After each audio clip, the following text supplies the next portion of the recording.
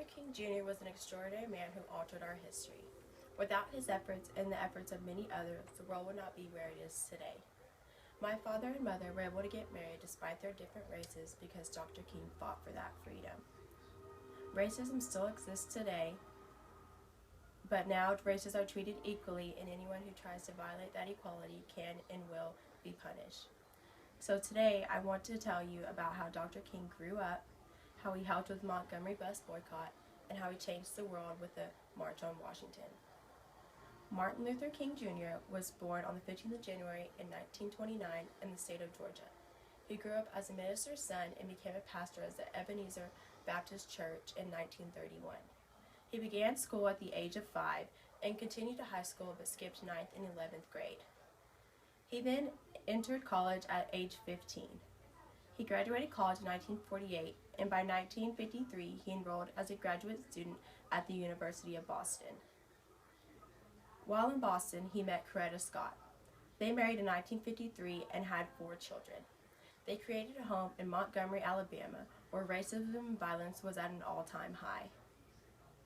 King and his family had only lived in Montgomery for less than a year, while the city became a central area for civil rights. The city was in an uproar over the ruling of Brown versus Board of Education, which got rid of the separate but equal policy made in Plessy versus Ferguson. Rosa Parks was arrested in 1955 for refusing to give up a seat on a bus to a white person. After this, African Americans finally had enough. Civil rights activists boycotted for 381 days, and Dr. King led the protests and became the official spokesman. After the bus boycott ended, King became more well known and began organizing bigger events. Dr. King worked with many religious and civil rights groups to organize the March on Washington, which occurred August 28, 1963. 200,000 people met in Washington, D.C. to rally for freedom and jobs. It was this day that Dr. King stood on the steps of the Lincoln Memorial and delivered his famous "I Have a Dream" speech. During his speech, he shared his dream of a united America. This speech shook the hearts of many and is still a reminder of how Americans should treat one another.